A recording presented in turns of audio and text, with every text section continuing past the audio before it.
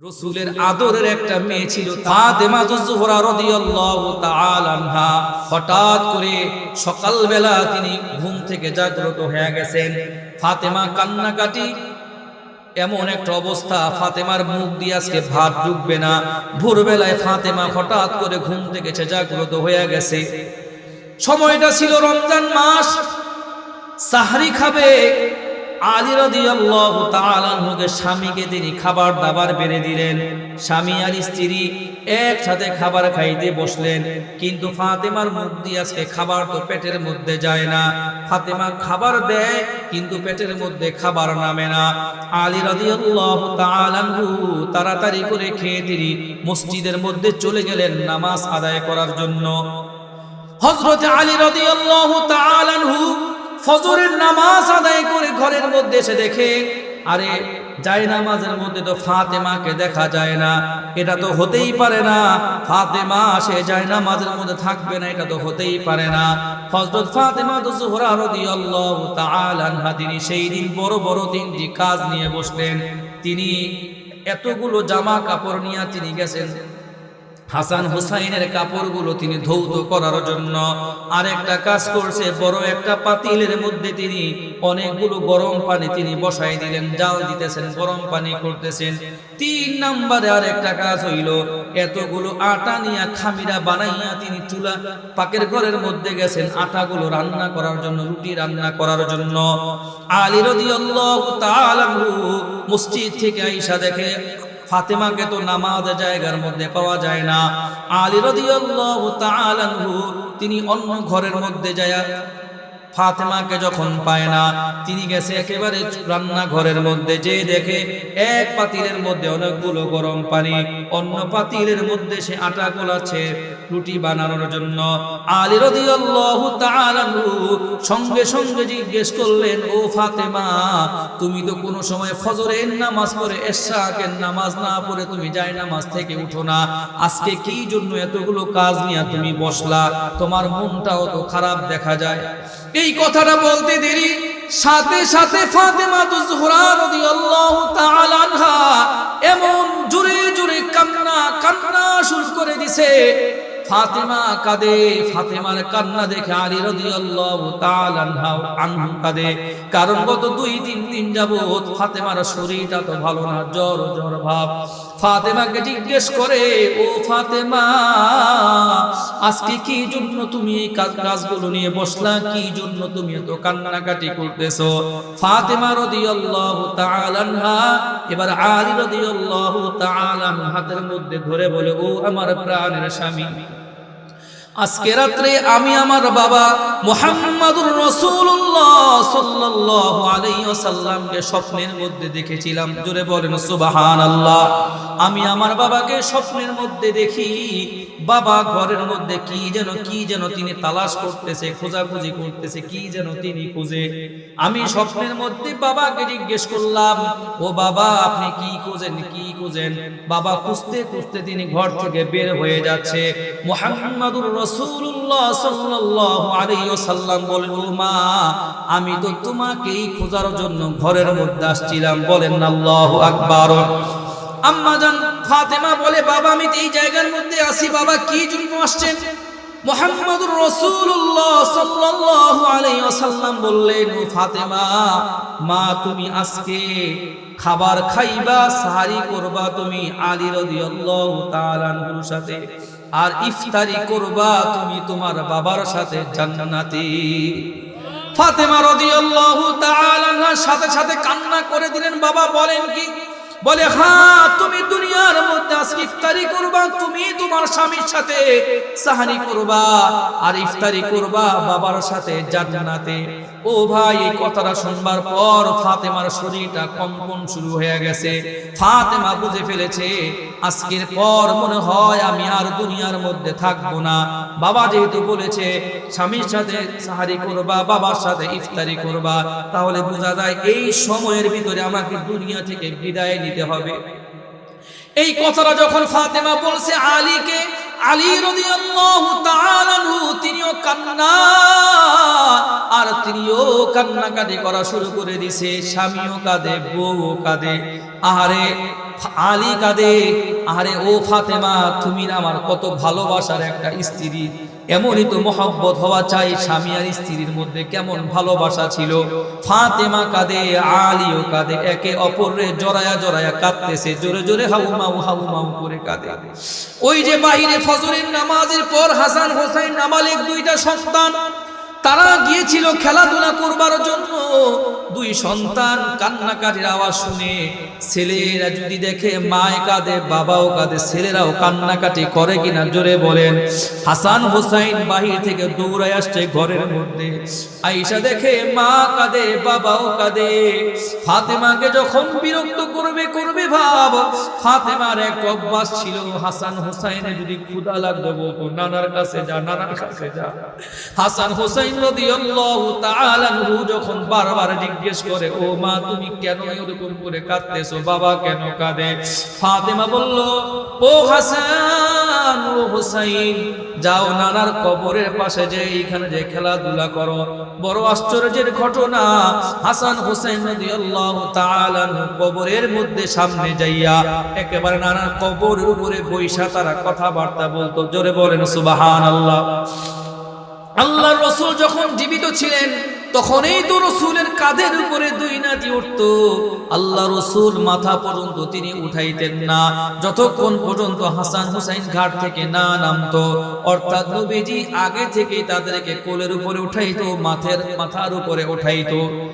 হযরতে রাসূলুল্লাহ সাল্লাল্লাহু আলাইহি ওয়াসাল্লাম হাসান হুসাইন রাদিয়াল্লাহু তাআলা আনহুকে বললেন, ও আমার দুই নাতি, এইখানে কেন আসছো, এখানে কেন আসলা? বলে মায়ে পাঠাইছে। বলে না না, ও নাতিরা বাড়িতে যাইয়া মায়ের চেহারার দিকে বেশি করে তাকায়া থাকো, আজকের পরে মাকে আর দেখতে পারবা না। আল্লাহ রাসূল সাল্লাল্লাহু আলাইহি ওয়াসাল্লাম হাসান হুসাইন রাদিয়াল্লাহু তাআলা আনহুকে বললেন, ও হাসান ও হুসাইন, বাড়িতে যাইয়া মায়ের চেহারার দিকে তাকায়া থাকো, যত পারো মায়ের চেহারাটা দেখতে থাকো, আজকের পর আর কোনোদিন মাকে তো দেখতে পারবা না।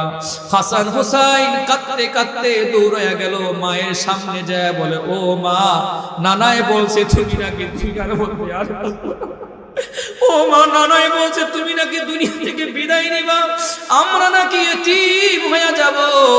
আলী কাঁদে, ফাতেমা কাঁদে, হাসান কাঁদে, হুসাইন কাঁদে, সবাই কান্না কাঁদে। বাড়ির মধ্যে কান্নার একটা অবস্থা শুরু হয়ে গেছে। দেখতে দেখতে যখন দুপুর ঘনায় আসে, মা যুহরা রাদিয়াল্লাহু তাআলা আনহার শরীরটা ভাই যখন বেশি খারাপ হয়ে গেল, জ্বর হয়ে গেল, হযরতে ফাতেমা যুহরা রাদিয়াল্লাহু তাআলা আনহা এবার হাসান হুসাইনকে ডাক দিয়ে বলল, ও বাবা যাও, তোমার বাবারে তাড়াতাড়ি কইরা বলো একটু বাড়ির মধ্যে আসার জন্য, আমার শরীরটা বড় খারাপ লাগতেছে।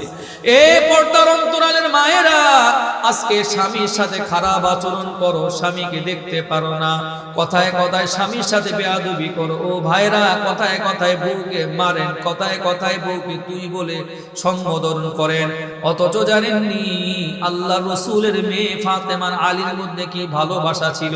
কোনোদিনও কেউ কাউকে কোনোদিন একটা ধমক পর্যন্ত দেয় নাই, গালি পর্যন্ত দেয় নাই। আর আমরা সামান্য টাকা পয়সার জন্য বউকে মারি, বউকে বাবার নাম তুলে গালি দিই, আছে না নাই জোরে বলেন। আল্লাহ রাসূলের মেয়ে ফাতেমা যুহরা রাদিয়াল্লাহু তাআলা আনহা শরীর যখন প্রচন্ড কাঁপতেছে জ্বরের কারণে, উনি আলী রাদিয়াল্লাহু তাআলা আনহুর হাতের মধ্যে ধইরা তিনটা কথা বলছে, জোরে বলেন কয়টা?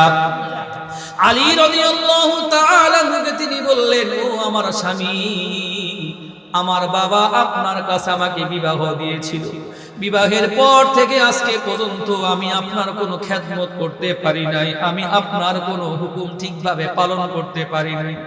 ও আমার স্বামী, সারাটা জীবন ভর যতদিন পর্যন্ত আপনার বউ হিসাবে আমি ছিলাম, আমি আপনার হুকুম আহকাম ঠিকভাবে মানতে পারি নাই, আমি আপনার হকগুলো আদায় করতে পারি নাই, আমি আপনার খেদমত ঠিকভাবে করতে পারি নাই। ফাতেমা কাঁদে, ফাতেমার কথা শুনে আলী রাদিয়াল্লাহু তাআলা চিৎকার চিৎকার দিয়ে বলে, ও ফাতেমা তুমি কি বলো? তুমি না নবীর মেয়ে, আমি আলীকে তো কেউ চিনত না, তোমার বাবা বড় ভাগ্য আমার খুলে দিছে, তোমার মতন একটা মেয়েকে আমার বউ বানায় দিয়েছিল। ও ফাতেমা, আমি আলী জীবনেও তো তোমার বিবাহের পর থেকে দামি একটা জামা কাপড় কিনে দিতে পারি নাই, তোমাকে দুই বেলা পেট ভরে আমি খাওয়াইতে পারি নাই, তোমাকে সুন্দর করে একটা বাড়িতে পর্যন্ত আমি রাখতে পারি নাই। তুমি কি জন্য আমার কাছে মাপ চাও? বরং আমি আলী তোমার কাছে মাপ চাই, তুমি আমাকে ফাতেমা মাফ করে দিও। স্বামী কাঁদে, স্ত্রীও কাঁদে, দুজনে কান্নাকাটি। হযরতে ফাতেমা যুহরা রাদিয়াল্লাহু তাআলা আনহা এবার আলী রাদিয়াল্লাহু তাআলা আনহুর হাতের মধ্যে ধরে বলে, ও আমার প্রাণের স্বামী শুনেন, যেই দিন যখন আমাকে মাটি দেয়া হবে, আমার দুইটা তো কলিজার টুকরা সন্তান আছে, হাসান আর হুসাইন। ও আমার স্বামী, আমি আপনাকে অনুমতি দিয়ে দিলাম, আমার মৃত্যুর পরে আপনি আরেকটা বিবাহ করবেন আপনার পছন্দ মতো, যাকে আপনার ভালো লাগে। তবে আপনার কাছে আমার একটা ছোট্ট ফরিয়াদ, আমার যে দুইটা নাবালেগ দুইটা সন্তান যে আমার আছে, হাসান হুসাইন, সপ্তাহে অন্তত একটা দিন আপনি আমার কলিজার টুকরা দুইটা সন্তানকে নিয়া আপনি বুকের মধ্যে জড়ায় একটু ঘুমাইবেন। আপনি যদি আমার সন্তান দুইটাকে বুকের মধ্যে জড়ায় ঘুমান, আমি কবরের মধ্যে শুয়ে শুয়ে আমি না শান্তি পাবো। আলী কাঁদে, আলী চিৎকার করে বলে, ও ফাতেমা তুমি এই কথা বইল না, কারণ হাসান হুসাইন হইল আমার কলিজার টুকরা সন্তান। জোরে বলেন না আল্লাহু আকবার। ফাতেমা রাদিয়াল্লাহু তাআলা আনহা কাঁদে, আলী রাদিয়াল্লাহু তাআলা আনহু তিনি বলে, ও ফাতেমা আমি তোমার ছেলেদেরকে কোনো অবজ্ঞা করব না, দূরে ঠেলে দিব না। 3 নম্বরে ফাতেমা যুহরা রাদিয়াল্লাহু তাআলা আনহা আলী রাদিয়াল্লাহু তাআলা আনহুকে বললেন, ও আমার স্বামী, আমি যখন মারা যাব, আমার বাবা না বলছে বাবার সাথে ইফতারি করবার জন্য, খাবার খাওয়ার জন্য, আমি মারা যাওয়ার সাথে সাথে আপনি বিলম্ব করবেন না, তাড়াতাড়ি করে আপনি আমাকে জানাজার নামাজ পড়াইয়া দাফন কাফন করে দিবেন, দেরি করবেন না। আলী রাদিয়াল্লাহু তাআলা আনহু তিনি বললেন, ও ফাতেমা তুমি এইটা কেমন কথা বলো? তুমি হলা নবীর মেয়ে, আমি মদিনার মানুষদেরকে আমি জানাবো, এদিক সেদিক বিভিন্ন মানুষদেরকে আমি জানাবো, তারা তোমার জানাজার নামাজের মধ্যে এসে শরীক হবে, তারা তোমার জন্য দোয়া করবে। ফাতেমা বলে, ও আমার স্বামী, মানুষ আসবে তো বুঝলাম ভালো কথা, কিন্তু মানুষরা এসে যখন দেখবে জানাজার খাটের মধ্যে আমি শোয়া, তারা চিন্তা করবে আয়েশা কতটুকু মোটা ছিল, কতটুকু লম্বা ছিল, আয়েশার শরীর পাতলা ছিল না মোটা ছিল, কাফনের কাপড় পরানোর পর কাপড়ের নিচ দিয়ে যখন ঢেকে দেওয়া হবে তারা অনুধাবন করবে, বুঝতে পারবে। আমি চাই না দুনিয়ার কোনো মানুষ জানো নবীজির মেয়ে কতটুকু লম্বা আর কতটুকু খাটো ছিল। ও পর্দার অন্তরালের মায়েরা, আম্মা জান ফাতেমা যুহরা রাদিয়াল্লাহু তাআলা আনহা পর্দাকে এত বেশি ভয় পাইতেন মরণের পরও। আর আজকে আমি আপনি মার্কেটের মধ্যে যাই, স্বামী বিদেশ থেকে টাকা পয়সা পাঠায়, কিসের পর্দা কিসের বরকা কিচ্ছু না বুঝে চুলগুলো ছেড়ে ছেড়ে আমি আর আপনি রাস্তার মধ্যে ঘোরাঘুরি করি, আমার আল্লাহ নারাজ হয়। কথা বলেন ঠিক কি ঠিক না? হযরতে ফাতেমা যুহরা রাদিয়াল্লাহু তাআলা আনহা তিনি বললেন, ও আমার স্বামী, কোন মানুষের কোন অপেক্ষা করবেন না, আপনি আমার এই দুই ছেলেটা নিয়ে কষ্ট করে জানাজার নামাজ পড়াইয়া তাড়াতাড়ি করে আপনি মাটি দিয়ে দিবেন।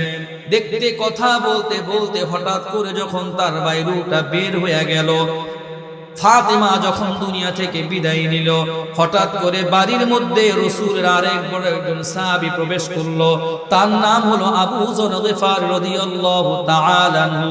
আবু যর গিফারী রাদিয়াল্লাহু তাআলা আনহুকে দেখে আলী রাদিয়াল্লাহু তাআলা আনহু জিজ্ঞেস করে, ও আবু যর, তুমি কি জন্য বাড়ির মধ্যে আসলা?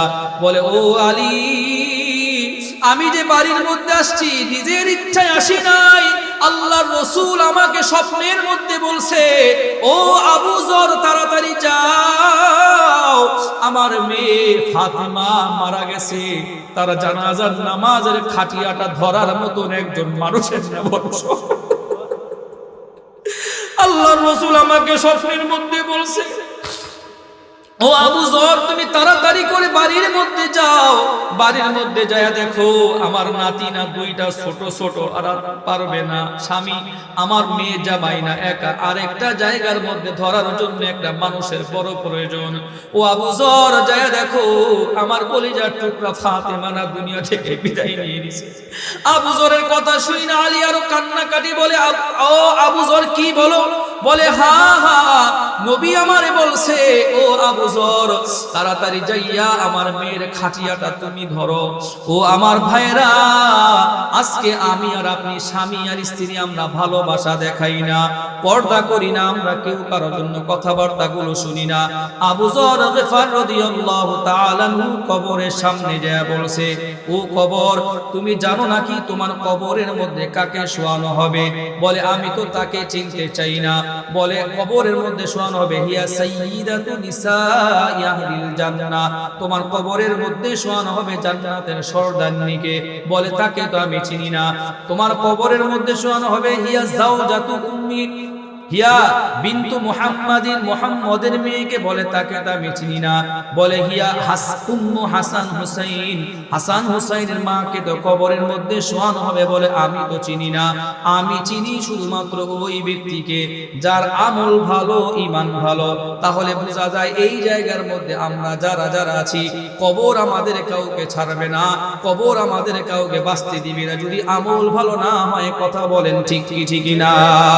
এই জন্য আজকের এই মাহফিল থেকে পাক্কা তওবা করে নিয়ত করি, আমরা জীবনে আল্লাহর হুকুম আহকাম বিধিবিধান লঙ্ঘন করব না। বলেন আমিন। আল্লাহ কবুল করে মঞ্জুর করে বলেন আমিন। ভাই প্রচুর ঠান্ডা, কুয়াশা, পানি পড়তেছে, খেজুরগুলো নিয়ে আসেন।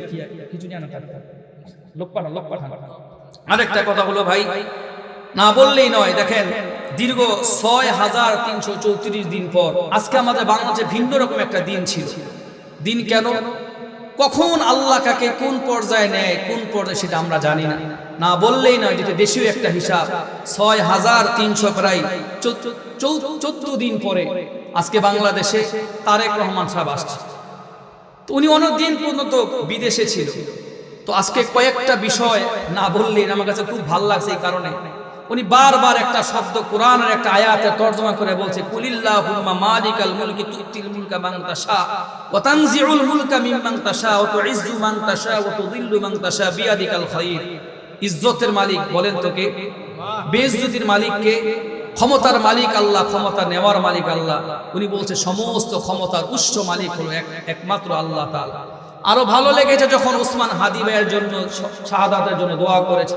আরো ভালো লেগেছে যখন কওমি মাদ্রাসা ছাত্র সহ সমস্ত শিক্ষক শিক্ষিকা সকলের জন্য তিনি একটা প্রশংসা বাক্য জ্ঞাপন করেছে। আরো ভালো লেগেছে এই কথাটা যে আমরা নবীজির আদর্শে আমরা দেশকে পরিচালনা করতে চাই।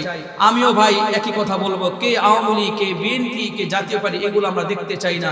আমরা চাই আমরা বাংলাদেশের মানুষ সবাই কাঁধে কাঁধ মিলিয়ে মারামারি, কাটাকাটি, হানাহানি থেকে বেঁচে থেকে এই দেশটাকে সুন্দর মতো সাজায় নেওয়ার জন্য। কথা কোন ঠিক কি ঠিক না? আমরা কোনো মিথ্যা মামলা চাই না, কাউকে হত্যা করা হবে এটা আমরা চাই না। আমরা চাই না কোনো মায়ের বুক নতুন করে খালি হয়ে যাক। কথা কোন ঠিক কি ঠিক না?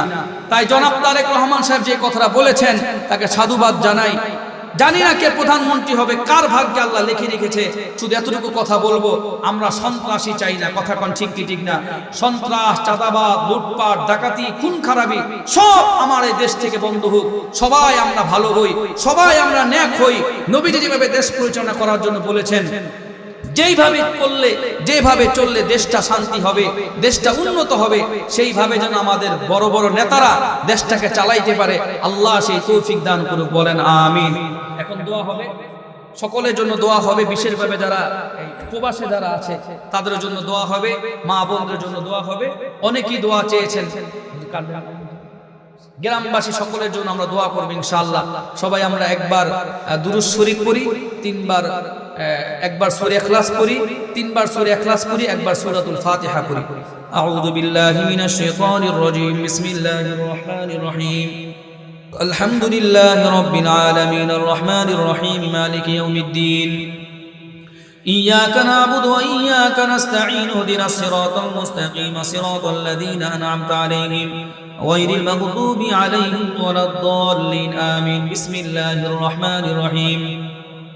قل هو الله أحد الله الصمد لم يلد ولم يولد ولم يكن له كفوا أحد بسم الله الرحمن الرحيم قل هو الله أحد الله الصمد لم يلد ولم يولد ولم يكن له كفوا أحد بسم الله الرحمن الرحيم قل هو الله أحد الله الصمد لم يلد ولم يولد ولم يكن له كفوا أحد أستغفر الله ربي من كل ذنب وأتوب إليه لا حول ولا قوة إلا بالله العلي العظيم اللهم صل على محمد النبي الأمي وعلى آله وسلم تسليما الحمد لله رب العالمين والصلاة والسلام على رسوله الكريم ربنا ظلمنا أنفسنا وإن لم تغفر لنا وترحمنا لنكونن من الخاسرين ربنا فاغفر لنا ذنوبنا وكفر عنا سيئاتنا وتوفنا مع الأبرار يا رب العالمين يا أرحم الراحمين مولا এই মিরিক শ্রীরামপুর মাওলা খন্দকার বারে জামে মসজিদের উদ্যোগে হায় আল্লাহ 14তম বার্ষিকী মাহফিলের হায় আল্লাহ শেষ অধিবেশনে আল্লাহ আলোচনা করে আমরা গুনাহগার মানুষগুলো মাবুদ এই কনকনে শীতের দিনে উপর থেকে পানি পড়ছে নিচের থেকে ঠান্ডা হায় আল্লাহ এমত অবস্থায় তোমার শাহী দরবারে দুইখানা হাত উত্তোলন করেছি মালিক দয়া করে মায়া করে তুমি আমাদের হাত দুইটা কবুল করিয়া নাও মঞ্জুর করিয়া নাও হায় আল্লাহ জীবনে যত গুনাহ করেছি জেনে না জেনে নফসের ধোকায় পড়ে আল্লাহ সমস্ত সগীরা কবিরা গুনাহগুলো তুমি মাফ করিয়া দাও আব্বা আম্মা আত্মীয় স্বজন দাদা দাদি নানা নানি পাড়া প্রতিবেশী সকলের গুনাহগুলো মালিক তুমি ক্ষমা করিয়া দাও হায় আল্লাহ ও মালিক এই কনকনে শীতের দিনে এমন ঠান্ডা নিয়ে তোমার বান্দারা কথাবার্তা শুনেছে মালিক নামাজের কথাগুলো বলেছি মা ফাতেমার কথাগুলো বলেছি নবীজির হাদিস থেকে যে আলোচনাগুলো করলাম শুনলাম সব কিছু তুমি কবুল করিয়া নাও মাওলা মঞ্জুর করিয়া নাও আল্লাহ এই মসজিদকে তুমি কিয়ামত পর্যন্তর জন্য কবুল করিয়া নাও মসজিদের জন্য জায়গা যারা জায়গা দিয়েছে এই পর্যন্ত যারা টাকা পয়সা দিয়ে মসজিদকে এত পর্যন্ত সুন্দর করেছে প্রত্যেককে তুমি কবুল করিয়া নাও মঞ্জুর করিয়া নাও হায় আল্লাহ এই এলাকার মানুষগুলো বড় ভালো তাদের মন বড় স্বচ্ছ প্রতি বছর এরকম বড় একটি করে মাহফিল তারা করে বন্ধুবর হায় আল্লাহ হাফেজ মাওলানা আবু তালহা ভাই অত্যন্ত কষ্ট পরিশ্রম করে ওলামায়ে কেরামদেরকে দাওয়াত দেন এত সুন্দর একটা আয়োজন তিনি প্রতি বছর উপহার দেন আল্লাহ এর জাযা খায়ের উনি সহ যাদেরকে নিয়ে তিনি মাহফিলকে সাজান গুছান প্রত্যেককে আপনি প্রতিদানগুলো আল্লাহ পরিপূর্ণভাবে দান করিয়া দেন ইয়া আল্লাহ যারা যারা প্রবাসে আছে আল্লাহ তাদেরকে আপনি নেক হায়াত দান করেন তাদের কামাই রুজির মধ্যে ভরপুর বরকত দান করিয়া দেন এই এলাকা থেকে যত নারী পুরুষ যারা অন্ধকার কবরে চলে গেছে মালিক প্রত্যেকের কবরগুলো আপনি জান্নাতুল ফেরদাউস বানায়া দেন হায় আল্লাহ অনেক পর্দার অন্তরালে অবস্থানরত মা বোনেরা যে বয়ানগুলো শুনেছে তাদেরকে আল্লাহ মা ফাতেমার মতন আপনি বানায়া দেন তাদের স্বামী স্ত্রীর মধ্যে আলী এবং ফাতেমার মধ্যে যে ভালোবাসা মিল মুহাব্বত ছিল এমন মিল মুহাব্বত তাদের উপর একে অপরের মধ্যে আল্লাহ দান করিয়া দেন হায় আল্লাহ কত সংসার আছে স্বামী স্ত্রীর সাথে কথা বলে না স্ত্রী স্বামীর সাথে কথা বলে না শুধু ঝগড়া ছেলে মেয়ে দেখে বাবা মা শুধু ঝগড়া করে ছেলে গোপনে গোপনে কাঁদে মেয়েও গোপনে গোপনে কাঁদে আল্লাহ যে সমস্ত সংসারগুলোর মধ্যে শান্তি নাই শান্তির ফয়সালা করিয়া দেন আল্লাহ এই দেশকে আল্লাহ আপনি শান্তিময় বানায়া দেন মারামারি কাটাকাটি হানাহানি থেকে হেফাজত করেন আল্লাহ আমার শহীদ ভাই ওসমান হাদির কবরকে জান্নাতের বাগান বানায়া দেন আবু সাইদ মুগ্ধ তাদের কবরকে জান্নাতের বাগান বানায়া দেন হায় আল্লাহ এই গোপালগঞ্জ বাসীর উপর আপনার রহমত নাজিল করেন মাওলা এই এলাকার অনেক মানুষ আল্লাহ মিথ্যা মামলায় জর্জরিত হয়ে আছে আল্লাহ যতটুকু জানি আল্লাহ তারা জুলুমের শিকার আল্লাহ অনেকে মিথ্যা মামলায় তারা জর্জরিত এই এলাকা সহ আশপাশে যত মানুষগুলো যারা আছে আল্লাহ তাদের মন বড় ভালো তারা বড় ভালো তাদের সকলকে মিথ্যা মামলা থেকে হায় আল্লাহ পেরেশানির হাত থেকে যত জায়গায় অরাজকতা অশান্তি হয়েছে সমস্ত পেরেশানি থেকে তাদেরকে আল্লাহ আপনি হেফাজত রাখেন মাওলা আল্লাহ দেশের উলামায়ে কেরামদেরকে এক এবং নেক বানায়া দেন আল্লাহ ওলামায়ে কেরামদেরকে এক এবং নেক বানায়া দেন। আল্লাহ জানি না কার হাতে আপনি ক্ষমতার ভার দিবেন, এমন মানুষকে আল্লাহ আপনি আমাদের রাজা বানায়েন, যেই রাজা মানুষের উপরে কোনো জুলুম করবে না, যেই রাজা তার প্রজাদের উপরে কোনো অত্যাচার করবে না, লুটপাট করবে না, ছিনতাই করবে না, রাহাজানি করবে না। আল্লাহ ভালো একজন মানুষ আল্লাহ আপনি আমাদের মাথার জন্য, আমাদের দেশের জন্য আল্লাহ আপনি ব্যবস্থা করিয়া দেন ইয়া রাব্বাল আলামিন। আজকের এই মাহফিল ইন্তজাম করতে যে কেউ 1000 কেউ 10,000, হাফেজ আবু তালহা ভাই বারবার এলাকার মানুষের কথা তিনি বলেছেন। এলাকার মানুষ কত বড় দিলওয়ালা, প্রতিটা বছর মাহফিল করে, আবার মাহফিলের পরে খানা পিনারও তারা ইন্তজাম করে। কেউ 2 কেজি চাউল, কেউ ডাউল, কেউ আলু পেঁয়াজ দিয়ে, কেউ টাকা পয়সা দিয়ে তারা মাহফিলের মধ্যে সম্পৃক্ত হয়েছে। প্রত্যেকের এই দান দক্ষিণাগুলো আল্লাহ আপনি কবুল করিয়া নেন, মঞ্জুর করিয়া নেন। হায় আল্লাহ, অহংকার দূর করে দেন, হিংসা দূর করে দেন, তাকাব্বুর দূর করিয়া দেন মাওলা। জানি না কোন বাবা এরকম সন্তান হয় না, সন্তানের জন্য কাঁদে, তাদের জন্য সন্তানের ফয়সালা করে দেন। যাদের ছেলে দরকার ছেলে দেন, মেয়ে দরকার মেয়ে দেন। যাদের বিবাহ হয় না তাদের জন্য ছেলে এবং মেয়ের ব্যবস্থা আপনি করিয়া দেন। হায় আল্লাহ, এই এলাকা সহ আশপাশের এলাকার প্রত্যেকটা মানুষদেরকে আপনি নামাজি বানায় দেন। বিশেষ করে আমার মাদেরকে আপনি নামাজি বানায় দেন, আমার মাদেরকে আপনি ফাতেমা জোহরার মতন বানায় দেন, যুবকদেরকে হাসান হোসাইনের মতন বানায় দেন, মধ্যম বয়সদেরকে আলী রাদিয়াল্লাহু তাআলা আনহুর মতন আপনি বানায় দেন। আল্লাহ এই মাহফিলকে কবুল করেন। আল্লাহ কিয়ামত পর্যন্ত যেন এই মাহফিল জারি থাকে আপনি সেই ব্যবস্থা করিয়া দেন। হাফেজ আবু তালহা ভাই সহ আমার ডানে বামে বহু উলামায়ে কেরাম মহব্বতের ভাইগুলো যারা আছে, সামনে যারা আছে, বিভিন্ন জায়গায় ছড়ায় ছিটে আছে, তাদের প্রত্যেককে কবুল করিয়া নেন, আল্লাহ মঞ্জুর করিয়া নেন। আল্লাহ জীবনে একবার হলেও আপনার ঘর বাইতুল্লাহ নবীর রওজা দেখবার তৌফিক দান করে দিয়েন মালিক। মক্কা মদিনা না দেখাইয়া কাউকে কবরের মাটি দেখায়েন না, মক্কা মদিনা না দেখাইয়া কাউকে কবরের মাটি কোনোদিনও দেখায়েন না মালিক। এই জীবনে না করিলাম বন্দেগী, গুনাহ করে কাটাইলাম জিন্দেগি, গুনাহ করে কাটাইলাম জিন্দেগি।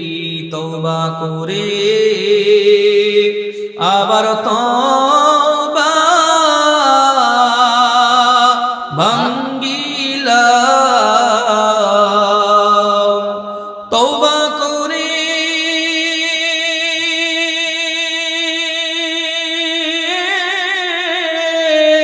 আবার তওবা ভাঙ্গিলাম, অবশেষে খাঁটি তওবা করিলাম, অবশেষে খাঁটি তওবা করিলাম। আপনি যদি মাফ না করে বান্দারে, আপনি যদি